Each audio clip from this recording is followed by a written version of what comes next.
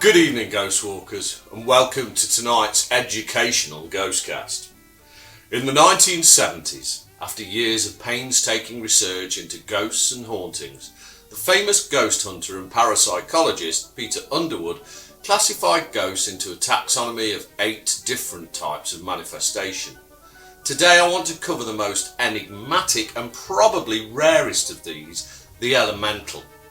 Unlike all the other types of manifestation, the elemental is the only non-human entity.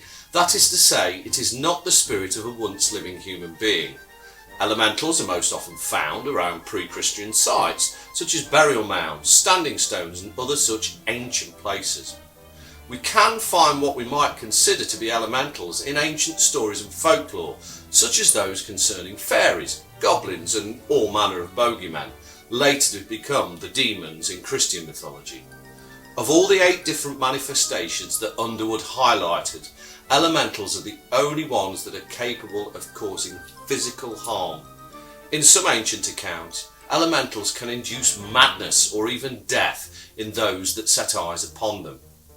Now, whilst we're unlikely to bump into an elemental wandering the streets of Nottingham or any other modern city for that matter, there is one tale I'd like to share with you of an elemental that dwells not too far away from here.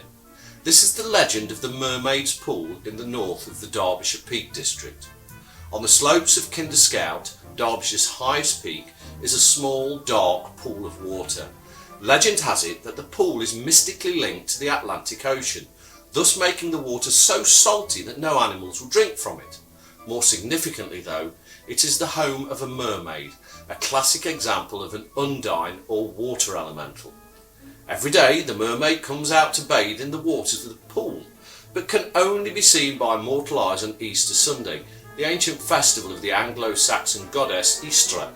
Should you be fortunate or unfortunate enough to see her, then she will either grant you long life, some say immortality, or she will drag you to your death in the murky depths of a pool, and indeed many have been said to have drowned there over the years. Also, during the 18th century, a local witch was supposed to have been drowned there too, as punishment for blighting local livestock. While this may all seem a fanciful fairy tale, we should consider the case of one Aaron Ashton. Aaron was a retired soldier, a veteran of the Napoleonic Wars from the nearby village of Hayfield, which is the closest settlement to the Mermaid's Pool. Aaron was a true believer in the legend of the mermaid, and it is said that he regularly visited the Mermaid's Pool on Easter Eve, hoping to catch a glimpse of this water spirit. Though it is not said whether Aaron actually ever saw the mermaid, he eventually died in 1835 at the incredible age of 104, at a time when the average lifespan was only 45 years. Some say his body was eventually discovered by the side of the Mermaid's Pool. Other legends claim that the mermaid's gift was a double-edged sword, in that whilst she bestowed long life, her beauty was so entrancing that whomsoever saw her would be unable to love another, and indeed throughout his long life Aaron Ashton himself never ever married. Interestingly, this particular mermaid is one of 3 to be found in the Peak District. One is at Blackmere Pool on the southwestern tip of the Staffordshire Peak District. 2 competing legends tell the story of the pool here. The first claims that, hundreds of years ago, a soldier from the nearby village of Thorncliffe brought the mermaid home with him, and she lived within the waters of the pool. However, when the sailor eventually died, the mermaid became angry and, unable to return to the sea, has haunted the pool ever since. The second legend is somewhat darker. A beautiful young woman of the parish had repeatedly rejected the advances of a local man, one Joshua Linnett. Unable to cope with this, Joshua claimed that the woman was a witch and convinced the townsfolk to drown her in Blackmere.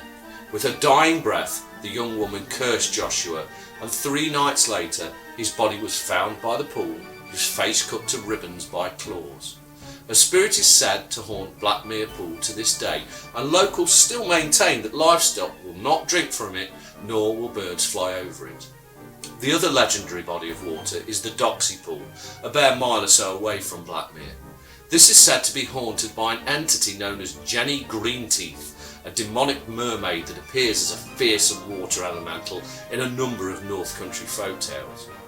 It is also said that the Doxy Pool and Blackmere are connected by a secret subterranean passageway.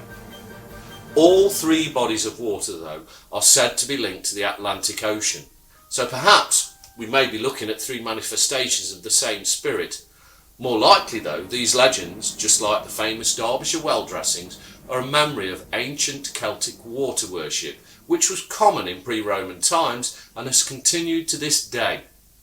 The famous town of Buxton, close to the Mermaid's Pool, was known to the ancient Romans as Aqua Ornametae. The second part of this name refers to a nematon, meaning a druidic temple. As I said, you're unlikely to encounter an elemental on the streets of Nottingham today, but with the city's extensive network of ancient caves, who knows what could be wandering around below our feet, waiting to emerge once more. Thank you for watching. Don't forget to subscribe to this channel, follow us on Facebook and Instagram, and join us soon on the Ghost Walk when we hit the streets of Nottingham once again. In the meantime, everyone, stay safe and sleep